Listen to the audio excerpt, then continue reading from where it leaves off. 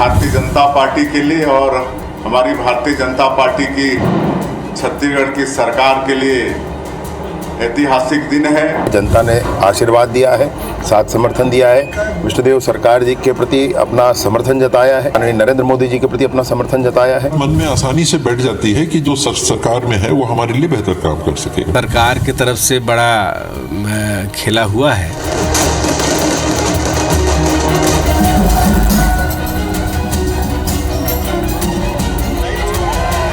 रायगढ़ के बैतूल जनता का जीवन भर में आभारी रहूंगा। उन्होंने मेरे पर विश्वास किया। भारतीय जनता पार्टी की अंडर करंट या लहर जिसको कोई आदमी भांप नहीं पाता, वो चल रहा है ऐसा लगा है। पूरे 70 वार्डों में मेरे कार्यकर्ताओं ने मेरे लिए बहुत मेहनत की है, इसलिए हम बड़ी जीत को हासिल किए हैं। यहाँ की जनता की जीत है और मेरे संगठन की जीत है। विश्वास जताया है, मैं उनके लिए चिरमिरी की जनता को बहुत बहुत धन्यवाद दूंगा।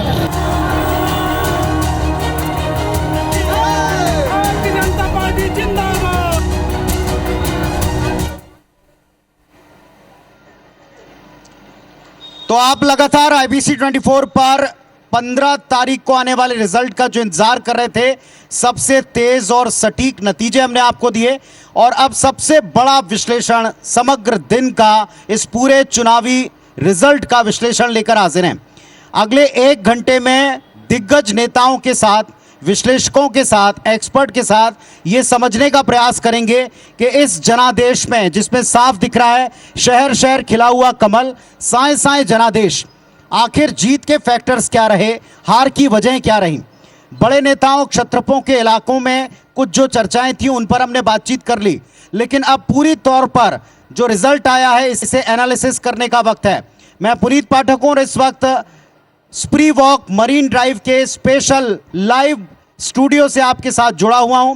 IBC 24 अपने सहयोगी NHMMI नारायणा हॉस्पिटल की तरफ से इस पूरे शानदार मंच को सुबह से लेकर अब तक इस मंच पर आए तमाम जो गेस्ट हैं उनसे की गई बातचीत के आधार पर एनालिसिस कर रहा है। इस वक्त doctor Vishwesh Thackeray, managing editor IBC 24 हमारे साथ में जुड़े हुए हैं। कुछ और बड़े गेस्ट हमारे साथ इस अगले 1 घंटे में यात्रा में जुड़ेंगे। उनसे सीधे तौर पर पूछेंगे कि इस साए साए जनादेश के पीछे बड़े फैक्टर्स क्या रहे। विश्वेश ठाकरे जी, गेस्ट आए इस पर जुड़े इसके पहले सबसे बड़ी बात ये, 3 बातें जो हमें समझ में आती हैं। एक, प्रदेश में बनी सरकार के 13 महीने के कार्यकाल को अगर स्वयं विपक्ष कहता है कि जनता अपनी तरफ से पास या फेल करेगी तो पास पूरी तरह से डिस्टिंक्शन के साथ। दूसरा, जिस अटल विश्वास पत्र पर सबसे ज्यादा उंगलियां उठाई, मोदी गारंटी पर सवाल उठाए, उस पर मोहर। और तीसरा, आपकी बार लोगों का प्रैक्टिकल अप्रोच। बताइए आपने क्या पाया? जी, आप पुनीत जी, आप बिल्कुल सही कह रहे हैं कि जो साय सरकार के जो काम हैं वो निश्चित रूप से लोगों ने स्वीकार कर लिया। ये जो 13 महीने की सरकार है, अगर इसे बिल्कुल न्यूट्रल होकर देखा जाए, इसे बिल्कुल तटस्थ होकर देखा जाए, तो ये जो रिजल्ट बताता है कि लोगों के मन में इस बात को लेकर कोई शंका नहीं है कि प्रदेश सरकार बेहतर काम कर रही है या करेगी। ये शंका तो अब खत्म होती दिख रही है। इस रिजल्ट से भारतीय जनता पार्टी को ये समझ लेना चाहिए कि उनकी जो अभी तक की सरकार के जो कामकाज है वो उस पर एक तरीके से मुहर है। लेकिन मैं यहाँ लेकिन इसलिए लगा रहा हूँ कि आगे उनकी जिम्मेदारी और बढ़ती है।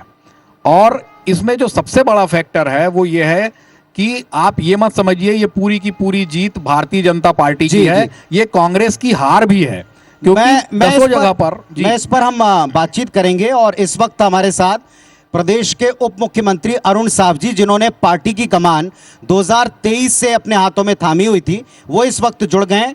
अरुण साव जी नमस्कार। पुनीत पाठक इस वक्त यहाँ से जुड़ा हुआ हूँ और विश्वेश ठाकरे साहब, doctor Vishwesh Thackeray managing editor साहब, वो भी मेरे साथ यहाँ जुड़े हुए हैं। पहले तो आपको ढेर सारी शुभकामनाएं। हर एक जगह कमल खिल गया है। बहुत सी शुभकामनाएं आपको इस ट्रिपल इंजन के लिए। तीसरा इंजन भी आखिर आपने जोड़ दिया। अब प्रदेश के विकास के लिए कहीं कोई व्यवधान नहीं होगा, ये मानकर हम चल रहे हैं। पहली प्रतिक्रिया आपकी और जीत का क्रेडिट किसका?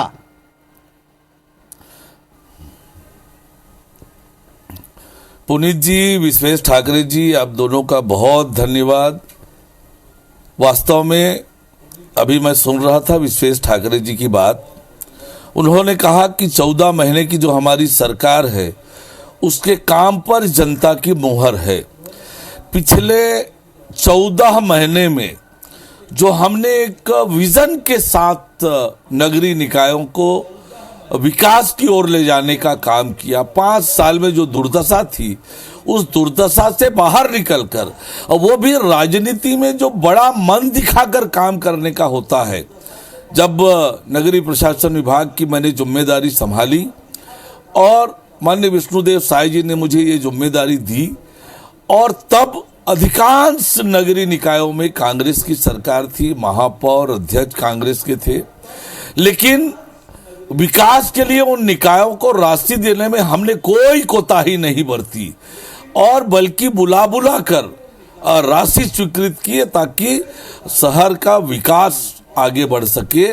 तो निश्चित रूप से ये 14 महीने का काम जो मोदी की गारंटी हमने पूरी की, शहरों के विकास के लिए जो काम किया, और 1 साल में हमारी सरकार ने जो अपने वायदों को पूरा किया और अटल विश्वास पत्र जिस विजन के साथ हमने जारी किया, उस पर ये जनता की मुहर है। मैं छत्तीसगढ़ की जनता को बहुत धन्यवाद देता हूँ, आभार व्यक्त करता हूँ कि इतनी एक तरह से क्लीन स्वीप कह सकते हैं। 10 की 10 नगर निगम, 49 नगर पालिकाओं में 35, 114 नगर पंचायतों में 81 नगर पंचायत, ये इतिहास बना है और जनता ने दोनों हाथ से भारतीय जनता पार्टी को आशीर्वाद दिया है। मैं छत्तीसगढ़ की जनता को प्रणाम करता हूं और आपने जो हम पर भरोसा जताया है, भारतीय जनता पार्टी पर जो आपने भरोसा जताया है, हम उसी विजन के साथ, उसी क्षमता के साथ और आपकी ऊर्जा हमें मिली है, हम और तेज गति से शहरों का विकास करेंगे, अपने शहरों को सुंदर बनाएंगे, स्वच्छ बनाएंगे, सुविधापूर्ण बनाएंगे, विकसित बनाएंगे, इस दिशा में काम करेंगे। और निश्चित रूप से अटल विश्वास पत्र की एक एक बातों को, जैसे मोदी की जी पुनीत जी चलिए आप अपनी बात पूरी कर लीजिएगा, लेकिन पहले ये बताइएगा, एक सवाल यहाँ उठा डिस्कशन में अरुण जी, उन्होंने कहा कि जब भाजपा ने ये बार बार प्रचारित किया कि आप ट्रिपल इंजन नहीं जोड़ेंगे तो विकास अवरुद्ध हो जाएगा, रुक जाएगा, उन्होंने कहा कि लोकतांत्रिक जो व्यवस्था है, ढांचा है, उसको लेकर बीजेपी एक संकट बना रही है, एक ट्रेंड ला रही है। प्रमोद जी जो यहाँ से मेयर पद के जो प्रत्याशी रही हैं रायपुर से, उनके पतिदेव, उनका भी रिएक्शन था कि अब ये निजी इमेज से अलग हटके ब्रांड इमेज पर चला गया है, पार्टी वाइज लड़ा जाने वाला चुनाव बन गया है।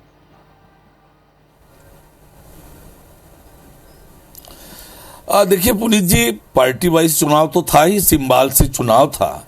अब चुनाव हार गए हैं तो वो चाहे जो भी कहें, लेकिन सच्चाई तो ये है कि जब इनकी सरकार थी राज्य में, क्यों अवरुद्ध हुआ शहरों का विकास? क्यों छोटे छोटे कामों के लिए तरसते रहे लोग? क्यों हुआ ये? इसलिए हुआ कि आपके पास कोई विजन नहीं था। और विजन, विकास, जैसे मैंने आपको उदाहरण बताया कि निकायों में कांग्रेस की सरकार थी, फिर भी 14 महीने में 7,500 करोड़, 7,500 करोड़ रुपए अलग अलग योजनाओं से हमने नगरीय निकायों को दिए।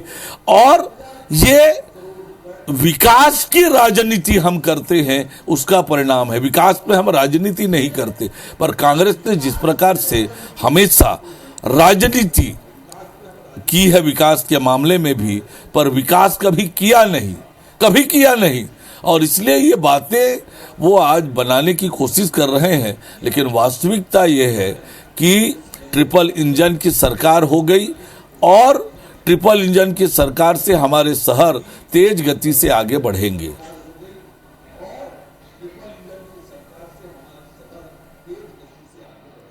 जी विश्वेश जी, आपसे एक सवाल पूछेंगे। अरुण जी, बहुत बधाई आपको हमारे पूरी टीम की ओर से। जिस तरीके से ये प्रदर्शन भारतीय जनता पार्टी का इस चुनाव में रहा है वो काबिले तारीफ है, लेकिन मेरे आपके मेहनत पे कोई सवाल नहीं है। मेरा ये बस पूछना है कि आपके इलाके की मुंगेली नगर पालिका सीट वो कांग्रेस जीत जाती है वहाँ न सिर्फ सीट जीतती है, वहाँ पे 10 कांग्रेस के पार्षद भी जीतते हैं, जो कि बराबर है, एक निर्दलीय है और 11 आपके हैं। उसके बाद दूसरी जो महत्वपूर्ण सीट है तखतपुर, वो भी कांग्रेस जीत जाती है, नगर पालिका सीट जो है वो भी कांग्रेस जीत जाती है। यहाँ दोनों जगह आपके विधायक हैं और आपका ये गृह जिला है, तो ये क्या वहाँ पर ये कन्वे नहीं हो पाया जो आपने पूरे प्रदेश में कर दिया?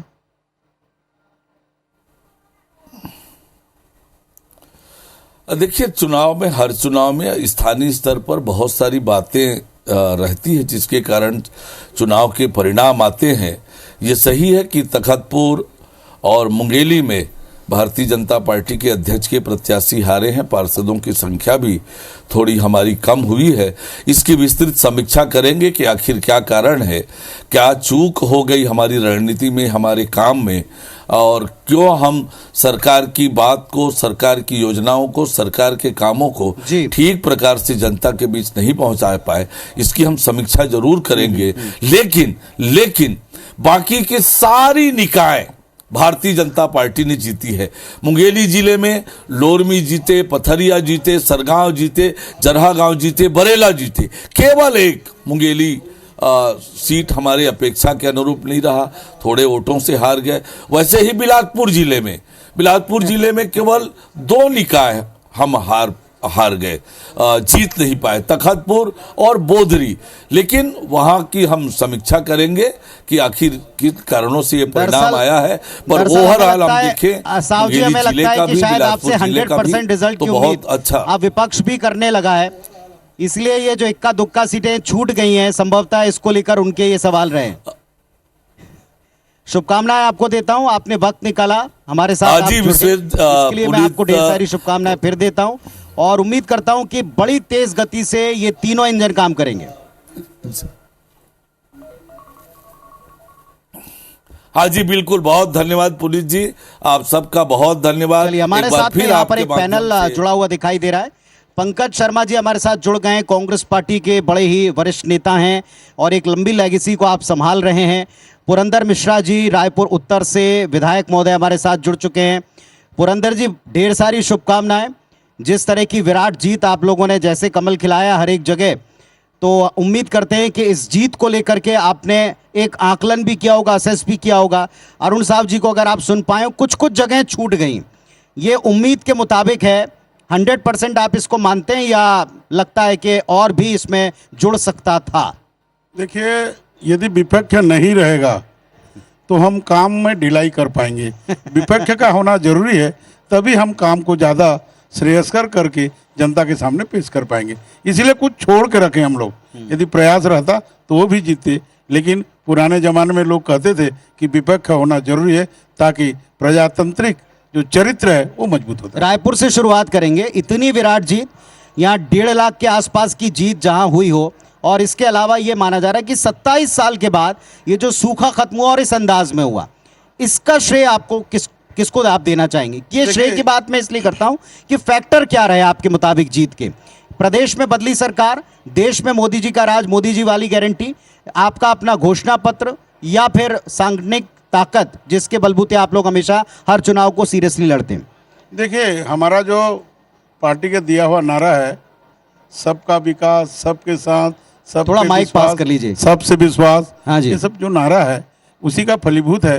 कार्यकर्ताओं ने जनता को जो आदेश माना, कार्यकर्ता नेतृत्व का आदेश माने, और इस सब के बीच में माननीय मुख्यमंत्री जी का जो कृतित्व है, जो काम है, जो सहज है, जो सरलता है, उसके कारण लोग उनसे जुड़ते गए हैं।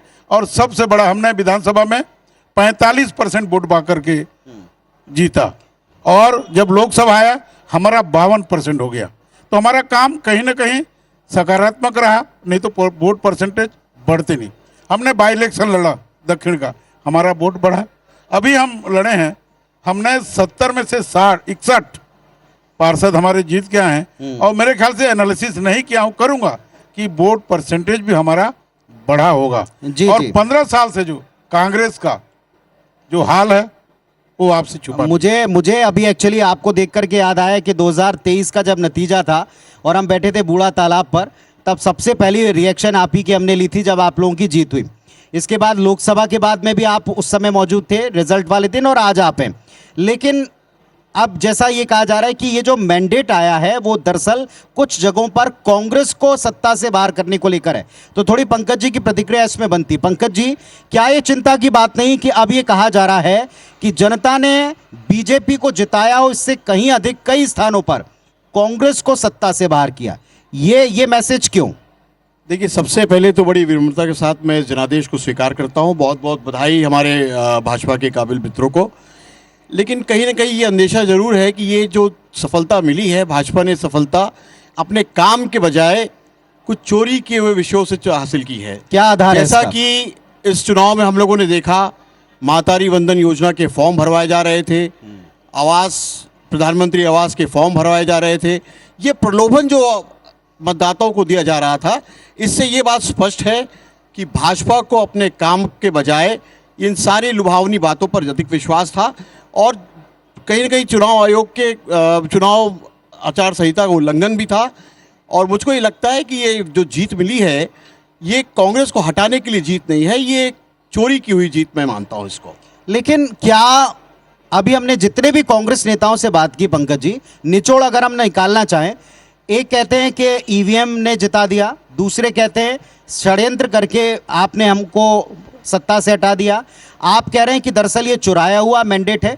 क्या कांग्रेस पार्टी को ये बात स्वीकार करने में संकोच होता है कि हम चुनाव को अब चुनाव की तरह नहीं लड़ते? आज के दौर का बदला हुआ चुनाव, आप भी मानेंगे, आप स्वयं उतर चुके हैं कि अब चुनाव लड़ने का अंदाज पूरी तरह बदल चुका है।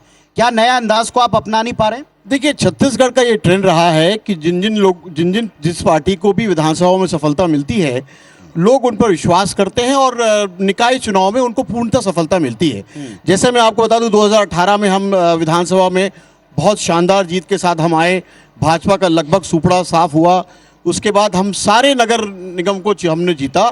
ये ट्रेंड इस बार भी बरकरार रहा है, विधानसभा में भाजपा को सफलता मिली। तो अगर वो तब षड्यंत्र नहीं था तो आज षड्यंत्र क्यों है? नहीं, षड्यंत्र ये इस बात के लिए हम लोग का अंदेशा ये है कि पहले बैलेट पे चुनाव लड़ने की बात कही गई, फिर अचानक से ईवीएम प्रकट हो गए। ठीक है। उसके बाद जो लगातार चुनाव आचार संहिता का उल्लंघन हुआ, जैसे कि बिलासपुर में जी नोट बांटने की बात आई, सारे लोग के संज्ञान में इस बात को लाया गया। ठीक है, चुनाव आयोग के भी संज्ञान में लाया गया। मैं आपकी बात को थोड़ा और विस्तार दूंगा। हमारे साथ एक पैनल इस वक्त यहाँ मौजूद है जिनसे चर्चा हमने की कांग्रेस पार्टी की हार के क्या कारण और हर जगह कमल खिलने के क्या कारण। जो हमारी खास प्रस्तुति है, इसमें इस वक्त पूर्व डिप्टी सीएम टीएस सिंहदेव जी जुड़ चुके हैं। सिंहदेव जी, बहुत स्वागत है आपका। जिस तरह के परिणाम आए हैं, इसकी कल्पना या इसकी इच्छा कोई भी राजनीतिक दल ने नहीं की होगी, तो जाहिर है कि जिस तरह के परिणाम हैं उन पर आपकी प्रतिक्रिया महत्वपूर्ण हो जाती है, क्योंकि एक बयान बार बार सुबह से लिया जा रहा है, याद दिलाया जा रहा है, जब आपने कहा था कि 23 में विधानसभा हार के साथ कोटा पूरा हो गया, पर आज जो है वो क्या है?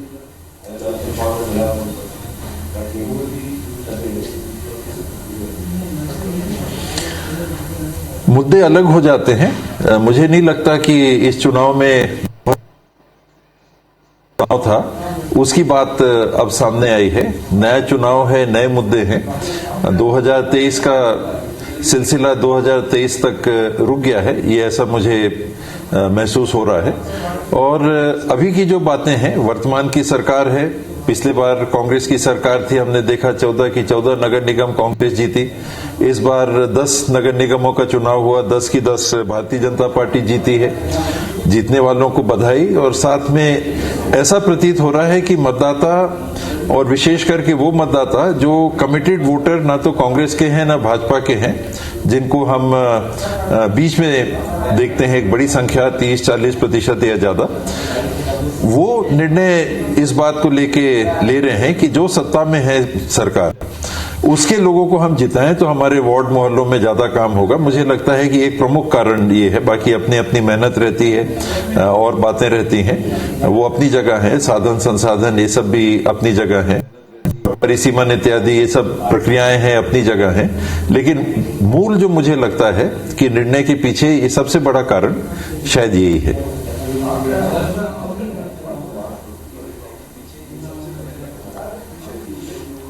कांग्रेस के भी कुछ नेताओं से सुबह से प्रतिक्रिया ली हमने, उनका बातों का कंक्लूड आपको बताता हूं, निचोड़। उनका कहना है कि इस चुनाव को, जो कि अब मान लेना चाहिए कि चुनाव लड़ने का अंदाज पूरी तरह बदल चुका है। नगर सरकारों में स्थानीय स्तर के सेंटिमेंट्स के ऊपर पार्टियों, उनकी ब्रांड इमेज जो क्रिएट की जाती है, जिस तरह मैनिफेस्टो जारी होता है, शक्ति प्रदर्शन के साथ नामांकन से लेकर अंतिम दिन तक पूरा एक चुनाव कैंपेन चलता है, वो छोटे स्तर पर भी पूरी तरह इस लोकल के चुनाव को बदल चुका है। तो क्या कांग्रेस इस चुनाव को उस अंदाज में नहीं लड़ रही? एक बात। दूसरा फाइंड आउट ये भी है कि जो बड़े नेता हैं उनकी खींचतान अब तक मिट नहीं पाई, या शायद उसका असर, उसकी क्लैरिटी कार्यकर्ताओं को हो नहीं पाई। दोनों पर आपकी राय।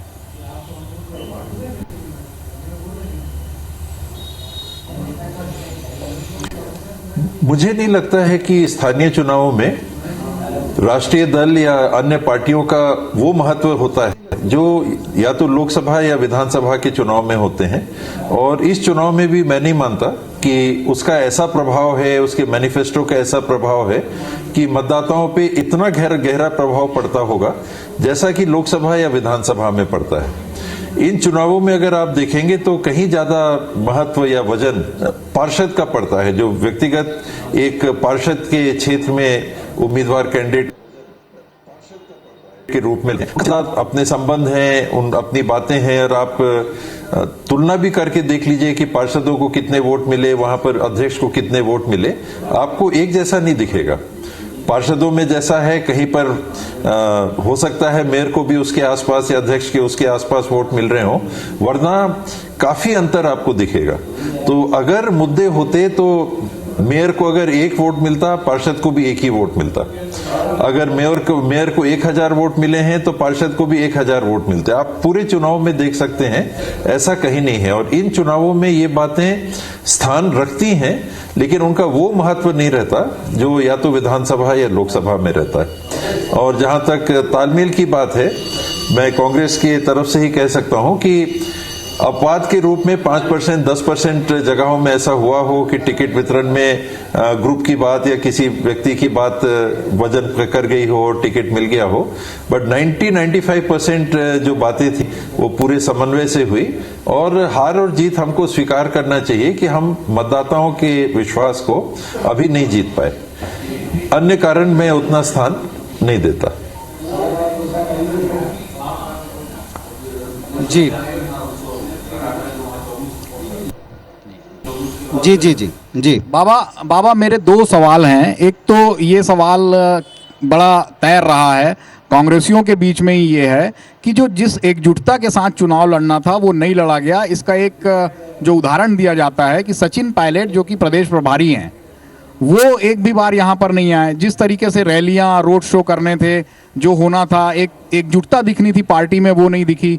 दूसरा जो मेरा सवाल है कि जो गैप दिख रहा है, 1.5 लाख से रायपुर मेयर ज़्यादा से भारतीय जनता पार्टी की जीतती हैं, राजनांदगांव में भी 40,000 से ज़्यादा से जीतती हैं, 60,000 से ज़्यादा से बिलासपुर में जीतती हैं। ये आक्रोश जैसा नहीं लगता आपको कि जनता में कांग्रेस के प्रति आक्रोश है, इसलिए इतने वोट मेयर को मिले? क्योंकि इससे पहले इतना गैप कभी रहा नहीं मेयरों के जीत हार में। तो एक सचिन पायलट वाला और दूसरा ये जो जीत का जो अंतर है, तो ये आक्रोश तो नहीं है? आक्रोश का जी, आक्रोश का कारण मुझे नहीं दिखता। यानी आक्रोश का कोई कारण ऐसा हो कि कांग्रेस से क्यों लोग नाराज हैं, ये कांग्रेस नहीं जीत रही है इसलिए नाराज हैं, वो भर समझ में आता है। वरना कांग्रेस ने ऐसा क्या किया है कि लोग उनसे ये 1.25 साल के अंदर कहीं देख लें या पिछले 5 साल में देख लें नाराज हुए। नगरीय काम के सिलसिले हैं, काम हुए होंगे, 19-20 हुआ होगा। वो एंटी इनकम्बेंसी अगर आप मानना चाहें तो मैं उसको इनकार नहीं करूंगा, नहीं नकारूंगा कि एंटी इनकम्बेंसी की एक स्थिति हो सकती है। और वो बात उस चीज से जुड़ती है कि जो सत्ता में ज्यादा पड़ता है मतदाता पे इन लोकल चुनावों में। सचिन जी की जहां तक आपने बात की, नगरीय निकाय की पूरी तैयारी के सिलसिले में बैठकों में वो लगातार आए और उनके दौरा कार्यक्रम 5, 6 और 7 तारीख का सुनिश्चित था यहाँ पर।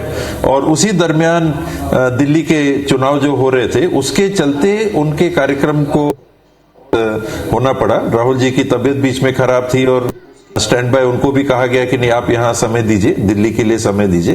तो रायपुर जो उनका आना था वो काफी हद तक उस कारण से प्रभावित हुआ।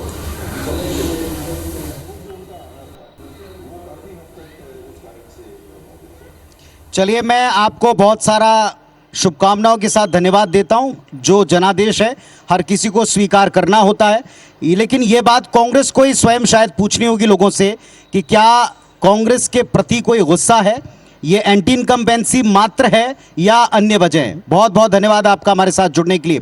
तो शहर संग्राम में रिजल्ट का एनालिसिस IBC24 पर लगातार जारी रहेगा। फिलहाल जो तमाम लोग हमारे साथ में जुड़े हैं उनको मैं धन्यवाद करता हूं।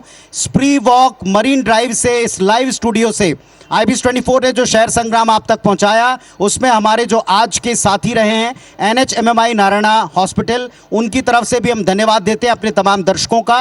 एनालिसिस लगातार जारी रहेगा, देखते रहे IBC24।